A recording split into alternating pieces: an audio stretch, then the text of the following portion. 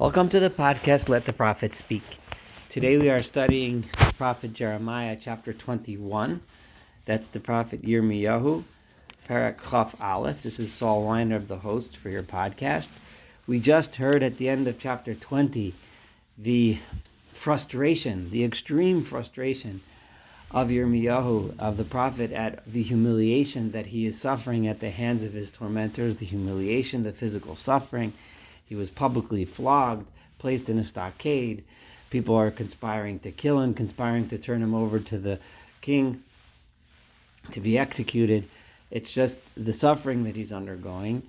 And even though several chapters ago, God promised Yirmiyahu that he would protect him personally and not allow him to be harmed or killed in the time when the coming invasion, the coming onslaught is about to happen, but God never directly answers Yirmiyahu's complaints. In many cases, God simply responds just by giving him another mission. In terms of this most recent list of complaints of Yirmiyahu, where Yirmiyahu was so upset he cursed the day he was born, God doesn't respond at all. At least there's no record of any response to Yirmiyahu's words. Instead, the prophet moves on to another story, and that is as follows. Verse 1, chapter 21. Hadavar asher hayol Yirmiyahu me'et Adonai. This is the word that happened to Yirmiyahu from God. And this happened, and this was a prophecy that God gave him in response to the following request. Bishloach elov hamelach Zedekiah. This request was sent to him, to Yirmiyahu, to the prophet, from the king Zedekiah. So the king Zedekiah sent a message to the prophet, and he sent a message through the following messengers: at Pashhur ben Malkiah, a man by the name of Pashhur, the son of Malkiah, the same name as the Pashhur ben Imer that we had in the last chapter, but this apparently was a different person by the same name. Maybe Pashhur was a common name then in those days. V'et Tzefania ben Maaseiah, and Tzefania, the son of Maaseiah HaKohen, the priest, Lemar, at requesting of the prophet as follows. So now, despite the fact that the kings and the officers have been completely ignoring the prophet and ignoring his message now for what seems to have been years, for a long time, suddenly, remember, he started in the days of the king of Josiah, so we're looking at a long, significant period of time. Now the king is Tzidkiyahu, Zedekiah, who was the last final king of the kingdom of Judea. So this is what they ask him. Verse 2, Dirosh no ba'adenu et Adonai. Please, Dirosh means to seek, or seek out God for us. In other words, seek out an answer from God, meaning beseech God, pray to God, ba'adenu, on our behalf. Ki Nebuchadrezzar melech Bavel, because Nebuchadrezzar, the king of Babylon, nilcham aleinu, he is waging war upon us. He's marching upon us. He's going to lay siege. Nebuchadrezzar is sometimes with a resh, sometimes with a nun, Nebuchadnezzar, but it means, or in English, Nebuchadnezzar, the king of Babylon, is bringing war upon us. Ulai, because maybe, perhaps, if you pray to God, Ya'aseh Adonai otanu kechol nifla'otav, God will do with us like all of his wonders, v'ya'alem me'aleinu, and Nebuchadnezzar will leave us and go away from us. There are many, many telling things in this statement here. First of all, they didn't ask to be saved. They asked for kechol nifla'otav, the wonders, the miracles. Think about that for a minute.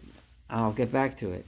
And again, they're asking Jeremiah to beseech God on their behalf, as if it is in Jeremiah's power to pray and bring about some kind of salvation, like he's some kind of magical miracle worker. We're going to see soon in this chapter that God is going to address the king himself and say, you can improve You can be better. The message Jeremiah has been telling you, he's been saying for years now. The way to change it is not to some kind of magical prayer or requesting some kind of miracle. The way to change things is by changing your behavior, by changing how you're acting, by changing who you are. And this is going to be the whole idea of this chapter. Yirmiyahu is going to be infuriated by this request. Don't approach. First of all, we know several times God has told Yirmiyahu, don't pray to me. I don't want your prayers. God has repeated that over and over and over again. Don't pray to me on behalf of the people. Yirmiyahu ignored it a few times and prayed anyway. But then God repeated, your prayers aren't what's going to help. If you go talk to the people and make them change their ways, that might help. But prayer is not going to help. So therefore, Yirmiyahu's answer, the prophet's answer to the request of the king is going to be obvious. As follows. Verse 3, Vayomer Yirmiyahu alehem. Excuse me, and Jeremiah went and said to them, Ko tomron el tzidkiyahu. This is what your response should be to the king Zedekiah. Ko amar Adonai Elohei Yisrael. So says God, the Lord of Israel. Hineni may save es klei hamilchama asher biadchem. All of those weapons of war that you have in your hands, those weapons of war that you're holding in your hands in order to use them against the onslaught, the invading army of Nebuchadnezzar. Asher biadchem, those that you're holding, asher atam nemchamim bam, that you plan on or which you are using in order to wage battle. I'm going to turn them all around. Instead of pointing outward out of the city towards them, at Melech Bavel, where we were aiming them at the king of Babylon, V'atakastim, and the Chaldeans, who were allies of the Babylonians, Hatzorim Aleichem, that they are waging war and laying siege upon you, Michutz Lachoma, outside the wall. Those weapons that you're aiming outward towards them, I'm going to take them back. They're going to be gathered within this city by the enemies themselves. They're going to breach the city and they're going to use those very weapons against you. And I, God myself, am going to wage war against you. With an outstretched hand and a strong arm. With anger and rage. And extreme wrath. Now, these terms are being chosen specifically for a reason. Biyad netuya v'zorah and chazaka. These are reminiscent of the language that was used when describing God's actions against Egypt, when those wonders were done. And God is by choosing these words and telling the prophet to use these words, he's saying that those wonders you're asking me for, those wonders like I did in Egypt, you're asking me to do on your behalf, I will do them, but unfortunately not on your behalf, that those wonders will be against you instead of for you. And I am going to strike down those that reside in this city. I'm in verse 6 now. Adam and the animals, behema, at the humans and the animals. Badavar gadol yamusu, they will die by bedever gadol, they will die in a great plague. And after that, I'm reading verse 7. At Noam Adonai, this says God, Atain at Tzidkiyahu melech Yehuda v'et avadav v'et ha'am. I'm going to take Zedekiah, the king of Judah, and his servants, and the entire nation, v'et hanisharim bo azot, and whoever remains in this city, minadever, after the plague, whoever remains alive, minacherev, and whoever remains alive after the swords of the enemies, umin harav, and whoever remains alive after the hunger and starvation, whoever's left after all of that, I'm going to hand them biyad Nebuchadnezzar melech Bavel. I'm going to give them to the hands of Nebuchadnezzar, the king of Babylon, v'yad ovehem, and in the hands of the enemies of the people of Judah, v'yad mevakshe nafsham. I'm going to give them over to the hands of the people who are seeking to come and take their lives, v'hikam lefi cherev, and they are going to destroy them all and strike them down by the sword. Lo yachus aleim, they will have no mercy upon them.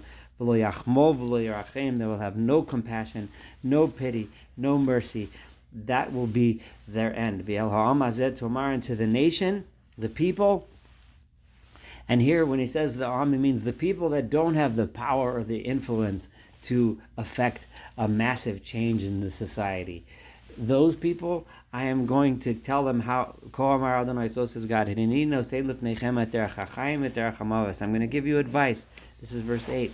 I'm going to give you a way for you to survive, or a way for you to die. Hayoshev bir azos, if you stay in this city and you continue to obey your corrupt kings and say who want to fight the Babylonians, then yamut b'cherev u'v'rov adavar. Then you will end up dead, either by the sword or by starvation or by disease.